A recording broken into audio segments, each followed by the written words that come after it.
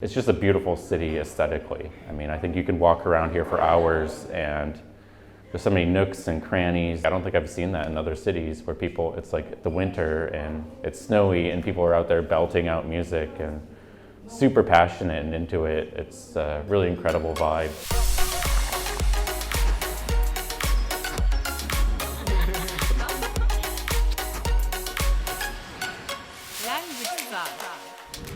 Hey, I'm Conrad Langrizar and welcome to lovely Lviv. You can probably hear in the background some seasonal music. I'm here during the Orthodox Christmas. It's early January and I'm here on a mission to learn Ukrainian. It's like close to -10 I think all the time, so definitely I need these things, some gloves on. And just behind me now you'll be able to see the Christmas market, part of the Christmas market there. Lots of people out. I'm going to give you a little bit of an overview of the city of Lviv and of course the Ukrainian language and how I'm getting on studying it here. So let's go.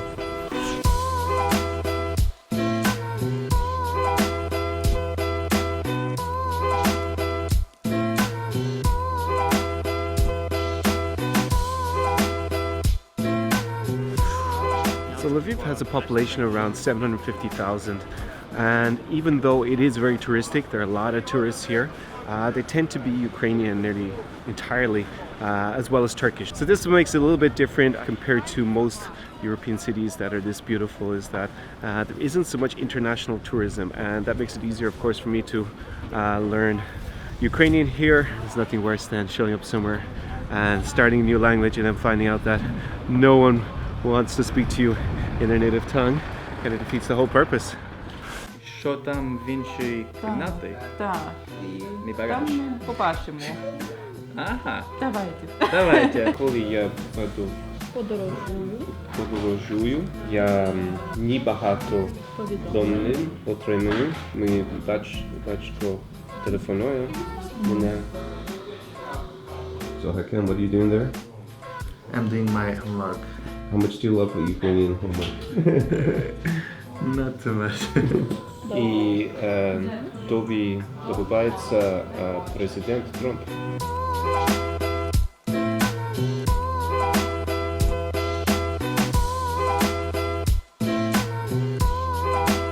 So Lviv, what is it known for? Well, one of the things it's known for is chocolate and coffee. People here in Lviv definitely know how to make coffee. Maybe it comes from the Austro-Hungarian legacy they have, the Viennese coffee culture. Мешканці Львова жартують на ту тему, що Львів знаходиться в ямі. Тут всіх дуже низький тиск і відповідно всі вживають багато кави, щоб підняти тиск і вирівняти. Шлях, який проходить зерно з плантації до нас, це дуже великий шлях, це праця дуже багатьох людей. Праця фермера, людей, які це зерно збирають, потім його висушують, обробляють, обсмажчик, який його обсмажує, це так само велика праця. І після цього всього процесу це зерно потрапляє до рук бариста, і знову ж таки він має бути професіоналом, щоб його правильно приготувати, не зіпсувати. Тобто це дуже відповідальна робота насправді.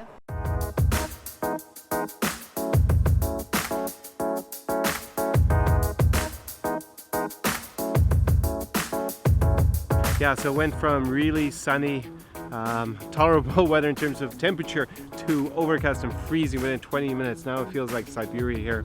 So I'm going to walk up and go to the top of the high castle. So let's go and take a trip to the high point over Lviv.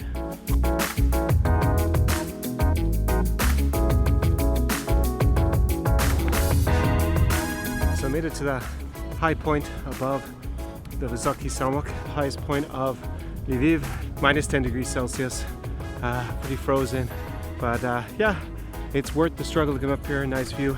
Gonna go and show you a better look with the drone in a second.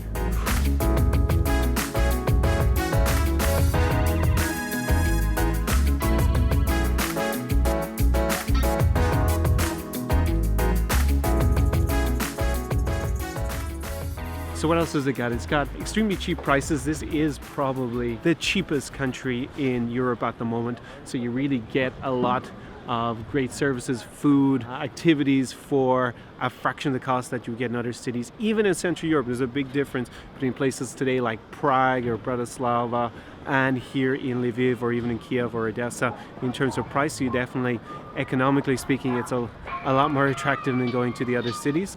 So, Budma.